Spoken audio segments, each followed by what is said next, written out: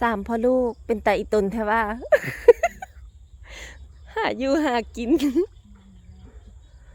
หาอยู่หากินเอาขอสัมภาษณ์แด่เป็นจังไดกุมแรงอยู่บ่มิเซียวเอ้ยได้ค่าหัวอาหารอยู่บ่มิเซียวได้กาหัวอาหาร อันนั้นเป็นตูเพิ่นเลยนะ น้อยเบิ่งฟุ้มบังนี่น้อยฟุ้มบังเบิ่งฟุ้ม บังฟุ้มไม้ได้ฟุ้มไม้ได้จากตัว2 4 5ได้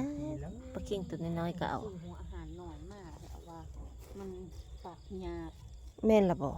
หัวอาหาร อันนั้นแม่บ่ได้ให้เจ้าเอามันเอาไปแช่น้ำหน่อยนึงแม่แล้วบีบเกาะมันเปื่อยเนาะเอาซุ่มซ้ำ หัวอาหารเม็ดเนื้อตัวนะอ้ายตัวว่าซื้อเม็ดทำ ก็ยังว่าให้ซื้อเม็ดใหญ่แล้วไปซื้อเม็ดน้อย โอ้คันนั้นมาแล้วมีเมาคันเดียวซึ่ง